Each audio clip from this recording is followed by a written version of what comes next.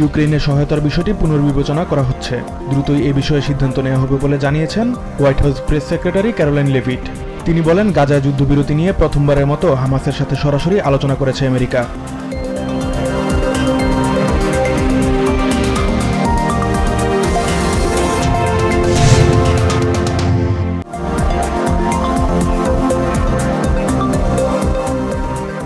গাজায় আটক সব ইসরায়েলি জিম্মিকে মুক্তি দিতে শেষবারের মতো হামাস এবং প্যালেস্টিনিয়ানদের হুঁশিয়ারি দিলেন প্রেসিডেন্ট ডোনাল্ড ট্রাম্প।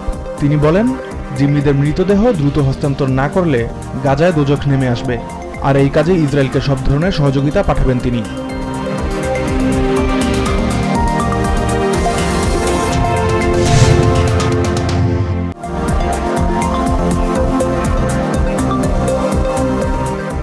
সামরিক সহায়তা বন্ধের পর ইউক্রেনের সব ধরনের গোয়েন্দা তথ্য দেয়া বন্ধ করল ট্রাম্প প্রশাসন।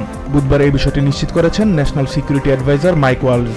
এদিকে ডেমোক্রেটিক সেনেটর মাইক ওয়ার্নারের দাবি, ইউক্রেনকে পঙ্গু করে রাশিয়াকে অনৈতিক সুবিধা দিচ্ছে ডোনাল্ড ট্রাম্প।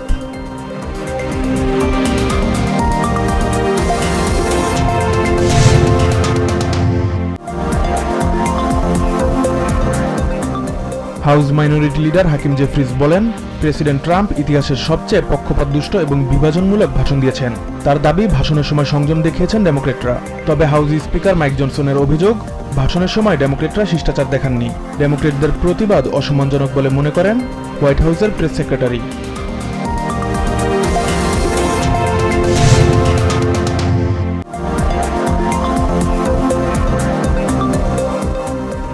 বিবিসিকে দেয়া এক সাক্ষাৎকারে প্রধান উপদেষ্টা ডক্টর মোহাম্মদ ইউনুস বলেন, চলতি বছরের ডিসেম্বর থেকে 2026 সালের মার্চের মধ্যে জাতীয় সংসদ নির্বাচন হতে পারে। তিনি আরও বলেন, সবকিছু নির্ভর করবে সংস্কার কার্যক্রম সম্পন্ন হওয়া সাপেক্ষে।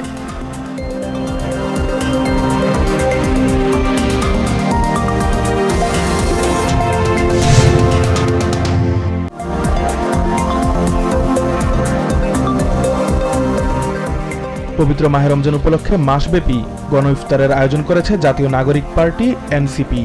এ সময় এনসিপি আহ্বায়ক নাইজ ইসলাম বলেন, পুলিশকে পুলিশের কাজ করতে দিতে হবে। নিজের হাতে আইন তুলে না নিতেও সাধারণ মানুষের প্রতি আহ্বান জানান তিনি।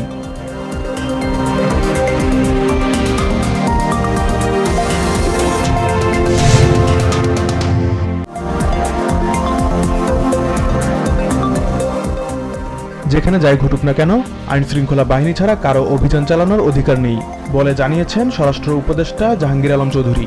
তিনি জানান, মব জাস্টিসের নামে যে কোনো বিশৃঙ্খলা দমনে কাজ করছে সরকার।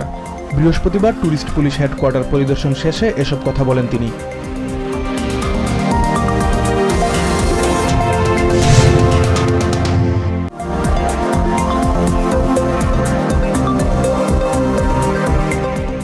স্বাধীন দেশে গত 6 মাস ধরে তথ্য কমিশন না থাকা পৃথিবীতে বিরল ও দেশের জন্য বিব্রতকর। এর দায় বাংলাদেশের অন্তর্বর্তী সরকারকেই নিতে হবে। বৃহস্পতিবার এক সংবাদ সম্মেলনে এমনটা জানিয়েছে তথ্য অধিকার ফোরামের নেতারা।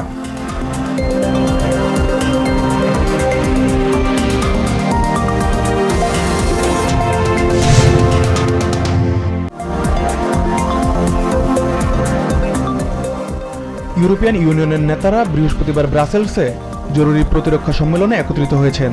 ইউরোপের নিরাপত্তা ব্যবস্থাকে আরও শক্তিশালী করতে এবং ইউক্রেনের পাশে নিজেদের অবস্থান জোরালো করাই এ সম্মেলনের মূল লক্ষ্য বলে জানিয়েছেন ইইউ নেতারা। ইইউ নেতাদের দাবি, রাশিয়ার বিপরীতে তাদের অবস্থান আরও শক্তিশালী হয়েছে।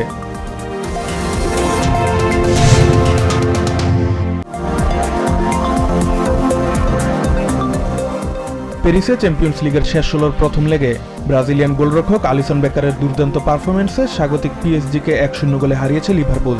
শেষ সময়ের গোলে জয় পেলেও পিএসজির টানা আক্রমণে ম্যাচে কোণঠাসা হয়েছিল অলরেডরা। আগামী মঙ্গলবার অ্যানফিল্ডে ফিরতে লেগে মাঠে নামবে দুই দল।